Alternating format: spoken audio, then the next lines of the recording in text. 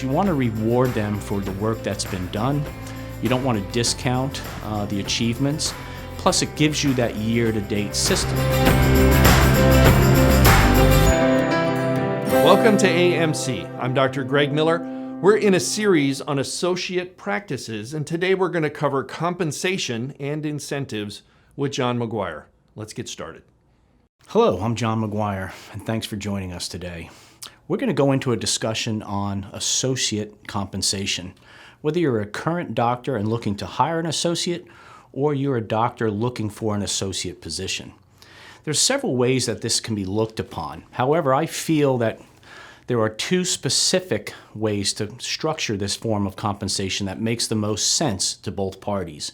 And when I say both parties, I mean the hiring doctor as well as the doctor that wants to be the associate.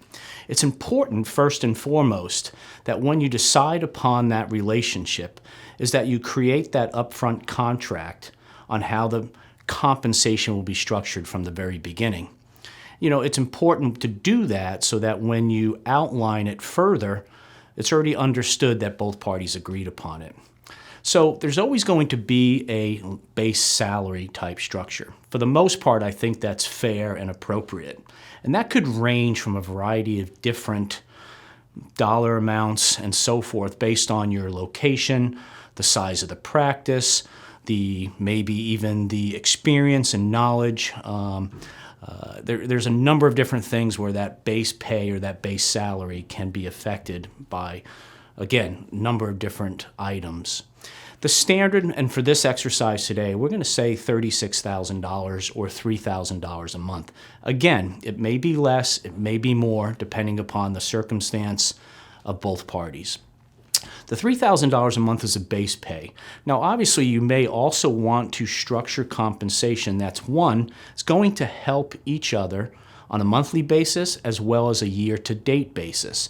And it's important that you look at it that way because each month you want to be able to succeed for that month, pay your overhead, have the profits for ownership draw as well as increased profits to share with potentially the associate.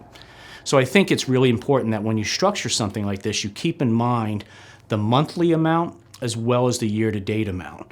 The year-to-date amount's also important because every chiropractor or every clinic should have a budget for that annual fiscal year. So in other words, if we're in 2021, we should be operating off of a budget that we put in place at the end of 2020 for this coming year. It's important to have that so you have a real understanding of what your average collections are, what your average monthly overhead is, and what's left over for you, the owner of the clinic, so that when you receive a salary portion as well as an ownership draw, it's what you require to get out of your practice. So when you're structuring this relationship and you have this associate relationship and you have that base pay, one of the things that I find to be very successful in this is what I call base pay plus a pool of dollars. And let me kind of explain that a little bit. If we go back to my original example of $3,000 a month, you may set a base pool of dollars that's in addition to the $3,000 that's available each month for the associate. And that could be $1,000, $2,000, whatever figure that you would like to see the associate earn at the end of the year. If we add another, $2,000 potential amount, that gives the associate the opportunity to make the $3,000 base pay plus the $2,000 an additional pool of dollars available, which is, of course, a total of $5,000 a month. And the reason why I like the pool dollars, because one, it's easy to budget. So if the expectations are met and you reach the goals outlined for that associate, you can budget $60,000 for that year. So in other words, $3,000 base pay, $2,000 for the pool of dollars. Now the pool of dollars should only be met if it meets certain criteria. And when I say criteria, I mean you can break down what makes up those pool of dollars. Again, let me give you an example here. You could want the associate in this case to focus on new patients. So in order to obtain a portion of that $2,000, you may set a goal of 10 new patients for the month. And if they achieve that 10 new patients, you can determine the weight or the value of that based on the $2,000. Again, I'm going to explain a little deeper. $2,000 is your pool. You may allocate $1,000 of that towards the new patient goal. So if your associate working together with you has the opportunity to bring in 10 new patients for that month, they can achieve that extra $1,000 of the $2,000 pool of dollars. The other half remaining, the other $1,000, could be broken up again by one other category or two other categories or even more. I suggest that you have 3, no less, and potentially no more, because it kind of gets complicated when you start adding multiple things. However, if you choose 3 things, make sure it's 3 things that will benefit the practice, benefit the owner, as well as the associate. Some examples may be new patients, maybe total collections, it could be care plan closing, it could be anything that you want to focus on for that clinic that, again, is beneficial for you, the doctor, the clinic, and the associate. And the nice aspect of when you have a pool of dollars, you can track it as well for that year to date, and you can also have a under achievement pool of dollars available. So I'm going to explain that. If $2,000 is the pool available each month for the associate, and $1,000 is for new patients, and $1,000 is to meet a certain collection amount. However, they don't quite make it. They create they're about 90% at that goal. You can do an undervalue or reduce the amount of the $2,000 by a certain number. It could be $1,000. So they get $1,000 of the 2 for meeting 90% of the expectation rather than $2,000 at 100% of the expectation. Now, the nice thing about that is because you want to reward them for the work that's been done. You don't want to discount the achievements. Plus, it gives you that year-to-date system. So the following month, if they overachieve, they can make up the dollars from the previous month. It's a great system to keep them on track both monthly and year-to-date in order to benefit both the practice and their income. So let's recap that. They would receive a base pay plus then the opportunity to earn a certain pool of dollar amount each month that could be broken down by categories, and those categories can be allocated to a certain percentage of the $2,000. Then after that, it could be paid out monthly, but with a year-to-date system. So you're going to track that each month as the year progresses. Again, so everybody wins for that. The objective is for the year. The objective is to meet the goals. It really ties in things nicely. Now, for the doctor owner, it's a great way to self-fund these achievements. If they have the opportunity to get new patients and they meet certain collection levels, that extra pool of dollars is self-funded by that activities. In other words, it pays for itself. What's really good for the associate that's participating in this is that they're going to be able to increase their income solely based on meeting the objectives, which is not only good for the clinic, but it's good for them professionally to meet those goals. One other thing you can do with that is actually include an overachievement pay.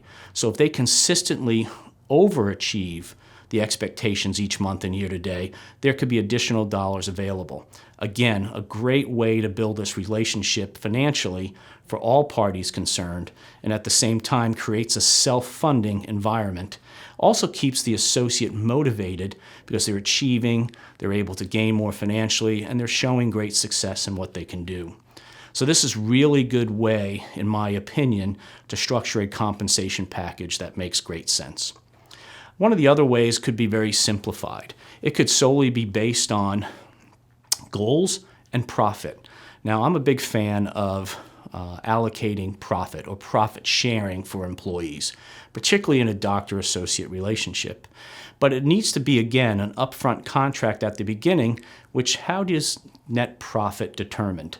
So in other words, you can't have all these unexpected expenditures in there that may not really be normal or outside the operating activities. So you want to set the goals of how is net profit determined at the beginning.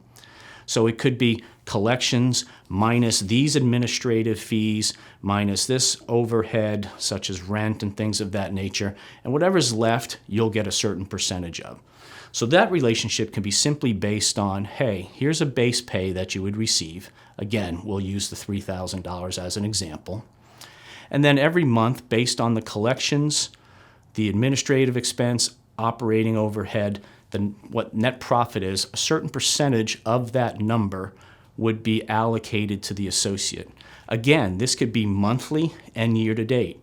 It's very important, in my opinion, that you structure something that pays out monthly but keeps the goal or the end game for that year on a fiscal responsibility and budget.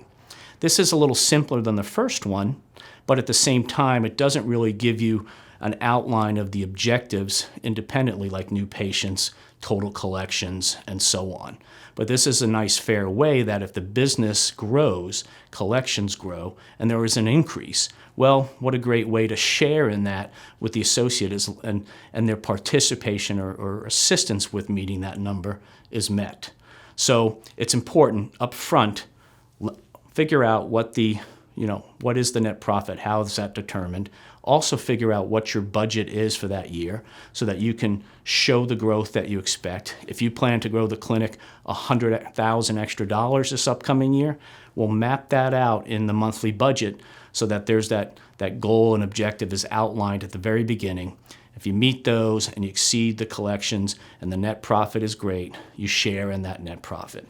It's a simple, great way to get them motivated, the teams working together, and again, meeting the clinic's objectives for that year, both financially as well as the relationship with the doctor and the associate. These are just two very simple ways, in my opinion, that these can be structured. This is beneficial for the associate to look after this opportunity. It's also beneficial for the doctor and owner of the clinic to look for these. And the reason why is because these are mutually beneficial programs. They meet all the goals and objectives of both parties. It doesn't limit either one on their ability to earn more based on performance. And I think that's an important thing when you structure these type of relationships. I hope this was helpful, and I appreciate your time. Thanks for joining us today. We've got regular webinars that go into even more detail on this topic.